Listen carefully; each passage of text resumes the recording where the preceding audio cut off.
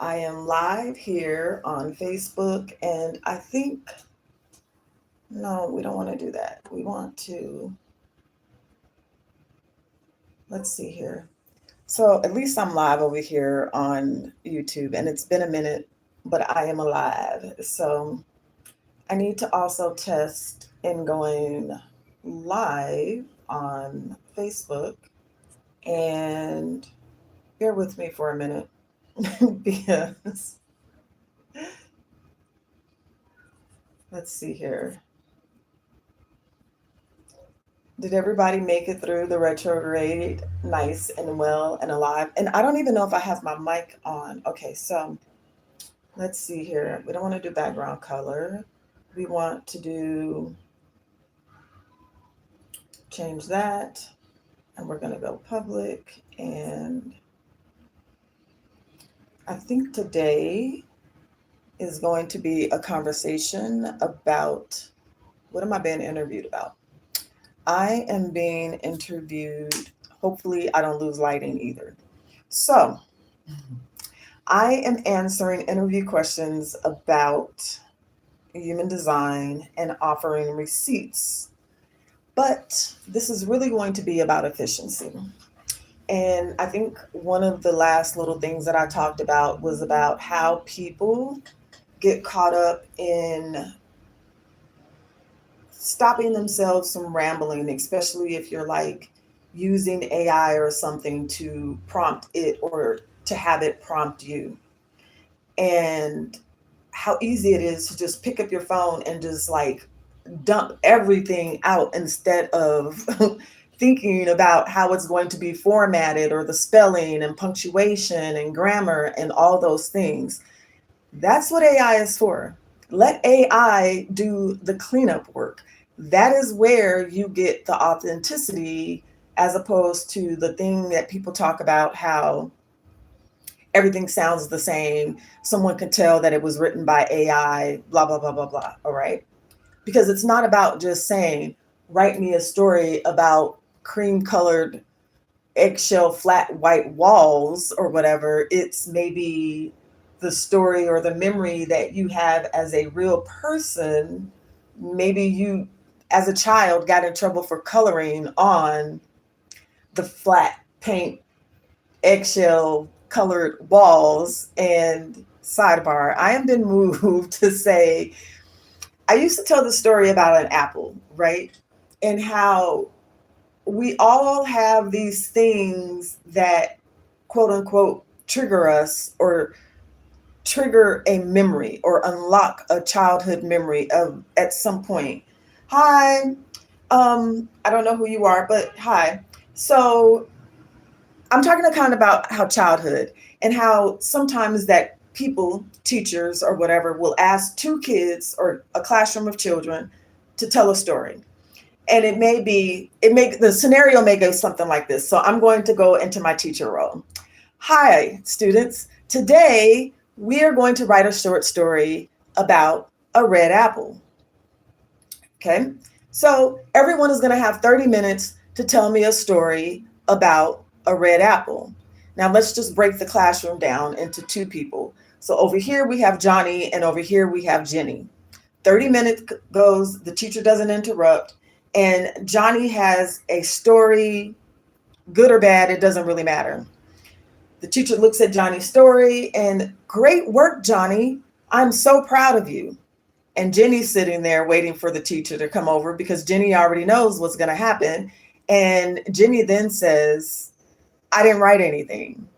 And then the teacher basically loses their shit because they're like, well, you had 30 minutes. You could have written about anything. The only instruction that I gave you was to write about a red apple.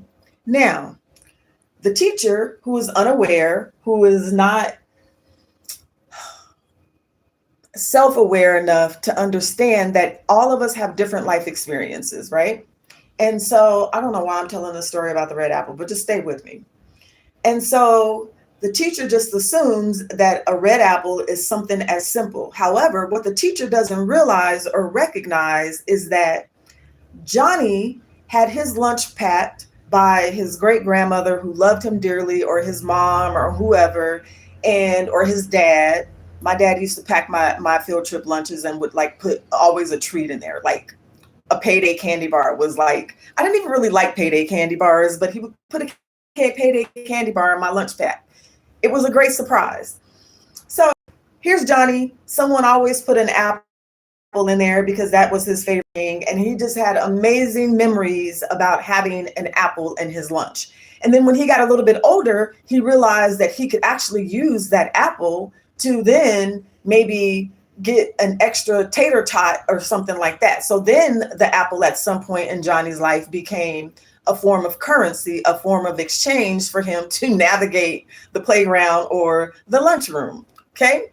So Johnny's memories were attached to a red apple were positive. He was able to make up a story and tell a story.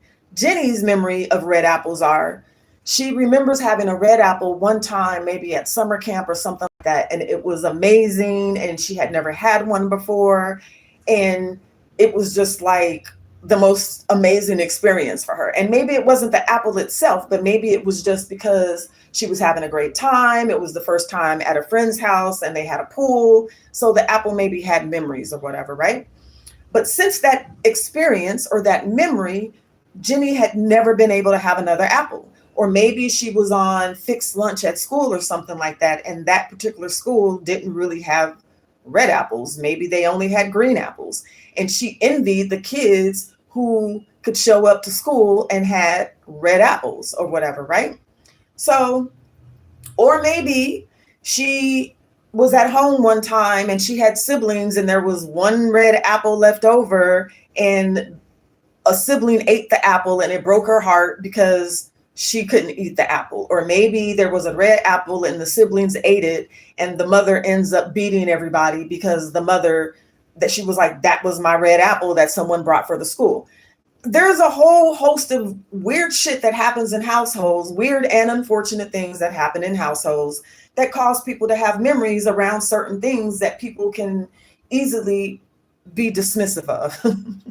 If you're coming in on this later, I was going somewhere with this because somehow this is tied into what I'm talking about in as it relates to feeding AI information.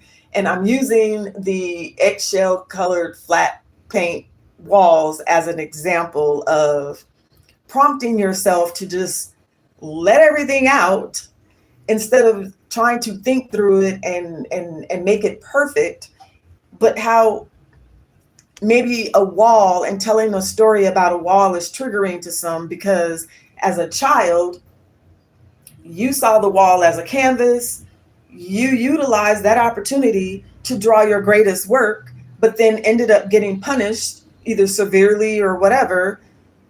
And now, whenever you go into someone's house and it could feel warm to them and inviting to them, or warm to you, or not warm to you, and you can't figure out why you don't feel the same in the same space with the aesthetic that everyone just feels so welcoming, is because you forgot about this memory and this egg colored flat paint wall or whatever. Okay. So I'm going through the process of really encouraging and prompting people to learn how to basically like prompt AI. And when I say that, sometimes we overthink things to the point where we paralyze ourselves or whatever, right? So my advice to anyone would be, if you're trying to process something or go through a creative process or to spark creativity, is to literally just pick up your phone, put it in voice to text mode, and just start talking about whatever is around you or whatever it is on your mind, and just let the ideas flow. Go from one thought stream to the next thought stream. Don't even think about why it flowed from apples to to the eggshell flat paint or whatever. Okay. And then take that information and plug it into whatever system that you want to use. Let's just say AI. I'm using that as an example because so many people want to discredit AI or discredit a story in saying that all the stories sound the same or that they sound flat because a lot of people are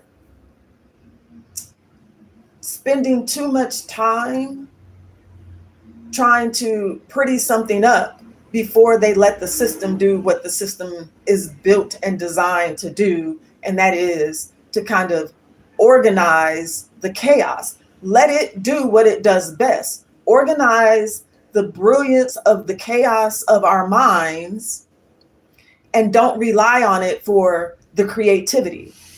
What makes life beautiful and creative are all the little ugly mishaps, mistakes, opportunities, missed opportunities we caught. That's what makes us human and differentiates us from what everybody wants to call artificial intelligence. Okay. So, with that being said, I am right now going through the process of interviewing myself, right? So I've already gone through the brainstorm. I do reverse engineering. I work backwards.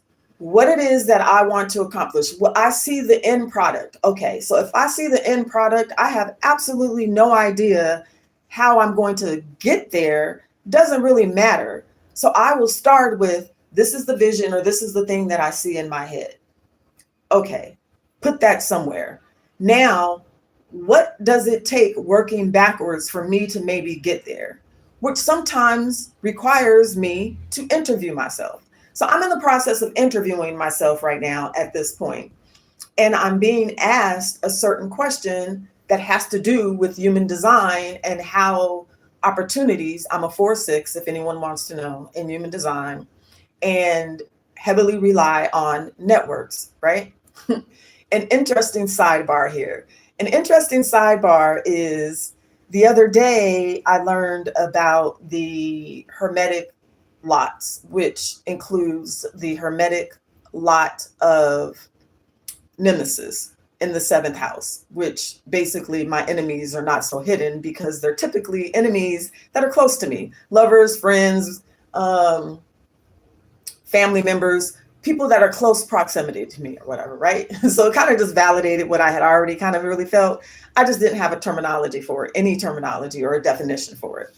But that being said, it's easy to then to try to, or it's easy to fall into a place when you learn something like that, that validates what you've already seen as a pattern in your life. It can be very easy to give our power away and say, oh, I'm such a victim. I got to keep people at bay. I got to keep people over here. I don't trust anyone, blah, blah, blah, blah, blah. I was like, yeah, no, okay, it is what it is. I can't undo this or change this or rewrite this. How can I use this to my benefit or whatever? Because what I also know is that a lot of my prosperity, abundance, success, opportunity comes through me being trusting of strangers. I don't have to look for jobs. I don't have to look for opportunities because my network brings resources, referrals, opportunities, the blessings to me, which then also at the same time makes the nemesis of my life even more annoyed. So I was like, yeah, the answer is not shutting people out or shutting people off.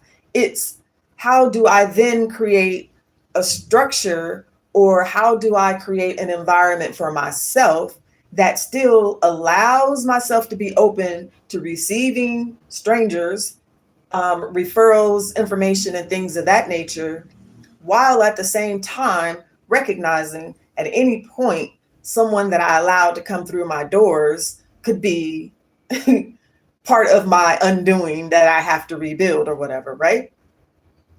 So back to the 4/6 and me interviewing myself. So one of the questions is, what's an example of me receiving an opportunity without hunting for it in the traditional way? And I'm basically telling the story of how, like, my last 4 major long-term contracts came through referrals of people that I don't even associate with anymore or whatever, right? But I have been able to nourish and prove myself in the relationship as from a business perspective to the people that have been referred to me or whatever, right? Because first of all, even if I am not in connection or no longer in connection with a person who referred me to someone that I ended up doing business with, they would not have referred me if I hadn't shown or proven myself through my integrity or my actions or whatever it may be. So when someone refers me to someone they know, be it a friend, a business partner, or an associate, that minimizes the amount of work that I have to do to prove myself because I showed up as a referral. So the next question is, um, have I been blessed because, or what are different ways that I've been blessed because I've trusted someone and so on and so forth? And then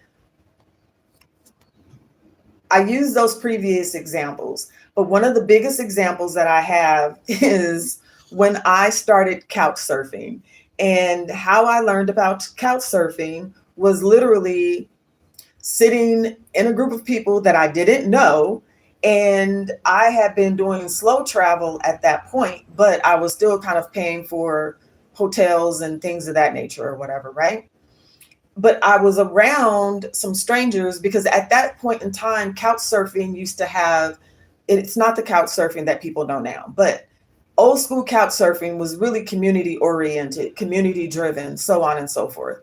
And so they would have these like what we call now meetups in each city. So if a bunch of couch surfers were in a random city, they would all get together and hang out occasionally, once a week or whatever. This particular scenario, I happened to be in Salt Lake City. I was about around a bunch of people that I didn't know, but I was part of the couch surfing community. And I noticed that there were a bunch of young white kids who had been traveling all over the world, but nobody had a job. And this is way before influencers and digital nomads and all of that stuff. And I was like, look, I know y'all are not wealthy. So how are y'all affording to travel all over the world? Because here's the thing about travel, right?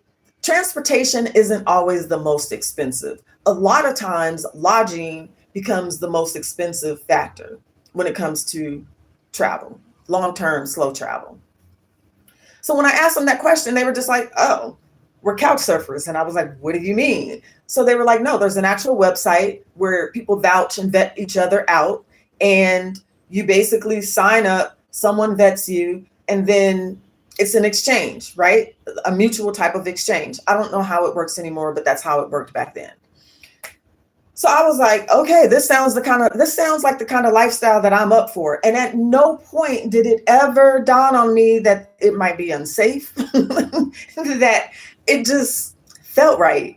And I signed up, and because I had already known a bunch of people who were couch surfers, they vetted me. This is Courtney's personality. This is what she done. This is how she volunteers, whatever. So it wasn't about me just talking about myself and saying, oh, I'm great at this, because we can all say we're great at something and how we think that we're awesome and amazing. It was people within the other people within the couch surfing community who would then say, no, I've seen her in action. She does this. She has done this. She's shown up for me in this way. When it was raining and I couldn't get into whatever, she let me in, so on and so forth. And then there are also there's some people who only host and never actually surf. And then there are some people who surf and never host.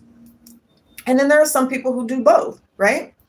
So it just kind of depends on the vibe that you were looking for. But anyway, so again, when they told me about this, I was like, okay, where do I sign up? Never thought that this is unsafe. I never thought that any harm would ever come of me because of me sleeping on strangers' sofas. Never. And so when I shared with my friends that like have known me forever, that this is what I was going to be doing, that I was going to be bopping around the country, sleeping on people's sofas. And it's not always a sofa. It's just called couch surfing. That I would be sleeping in the homes of strangers. They were like, oh my God, like, are you crazy? There's nothing safe about this. You're going to end up in somebody's basement and blah, blah, blah, blah, blah. Sidebar. As an aside, I think it's always interesting how people will say, how long have I been rambling? I'm getting somewhere with this. I think it's always interesting how people will say they don't shit where they eat.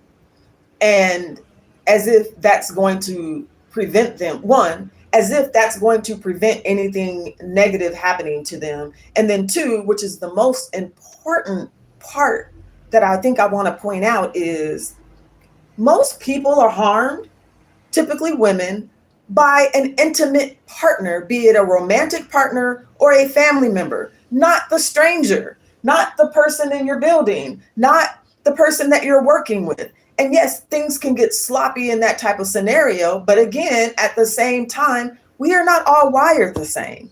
So just because someone else had a bad experience by dating the neighbor, the building person that's in your building, or someone that's close to you, or someone on the job or whatever, those are isolated situations and scenarios.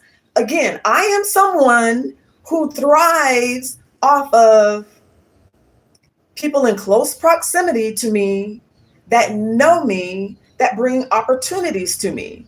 So if every single time I listen to someone on the internet who says, oh no, you shouldn't shit where you eat, you shouldn't eat where you shit, or whatever, I would not be in the situation that I'm in right now. So I guess my advice is that some of y'all need to stop just regurgitating and repeating things that you hear other people say, because even maybe our grandparents said it and maybe they had a reason to say it, but that does not apply to each and every one of us. But back to the bigger thing here. More people are harmed and damaged physically, emotionally, financially, or whatever by someone they share DNA with, blood with, a legal contract with, than a typical stranger. So yes, I understand that people come up missing because they went couch surfing on a stranger's sofa, but there are more women who are murdered by their husbands than the stranger on the side of the road.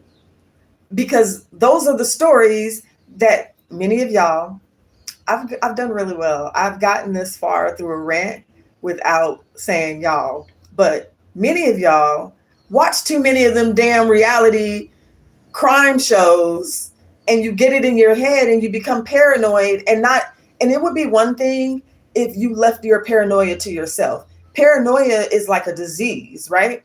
It spreads. You get paranoia in your head, and then you go on social media and you start telling all the women and people that they need to be safe and they need not do this and they need not do that. And then you start to spread the disease of fear. Please don't do that. Concern is one thing, safety is one thing, but if you know you have not experienced a traumatic event, and you know that you have this obsession with crime stories and horror stories and news and all of that traumatic shit, primetime television, Law and Order and shit like that, check yourself before you start then helping it spread even more. So back to me and my couch surfing experience, how opportunities come to me. So I'm all ready for couch surfing. And the only thing that I heard was that I was going to end up MIA somewhere, right? So that was not the scenario. So my best example of how I have been blessed because I trusted someone or said yes to something that made no logical sense at all whatsoever was signing up for couch surfing and then literally finding myself at people's doorstep at 2:00 in the morning because the flight didn't get in on time or the train didn't get in on time, or because, the bus or whatever didn't show up on time. And now this stranger has to open the door. So it's not even then like it becomes an opportunity for us to get to know each other. It's just like, yo, I'm exhausted. I just need a place to stay. And sometimes there have been many times where I was supposed to or scheduled to couch surf on someone's sofa and they weren't at home. And they were just like, oh, I'm going to be in Southeast Asia for the next month. However, you're more than welcome to stay at my house. You'll find the key under the rock that's over by the tree and blah, blah, blah, blah, blah. Help yourself and let yourself in. I know that sounds like I know that sounds like the craziest shit, but I have literally done that more times, many times. And at least back then it was the people who extended themselves, I'm going to close on this note, scarcity mindset or whatever, right? Here's what's interesting. And I guess this is the message today. How you may be blocking your blessings or opportunities based off of the reality that may have been yours once before, which I'm going to use the example. I have often found that it has been the people with more wealth, more money, who are less concerned about someone coming into their home, a stranger coming into their home and taking something from them or taking advantage of them than there are people who are, struggling for day to day. I'm not saying that there's a right or wrong, but what I'm saying is just maybe take some time to acknowledge that this is a reality, right? So it's never been the people who, have just really truly nice things that are like shit that's worth somebody boosting, have never been the ones that have been worried about a stranger coming into their home. I know a lot of that might be tied to trauma and risk aversion and mindsets or whatever, but at the same time, how might we be projecting on others based off of our past experiences?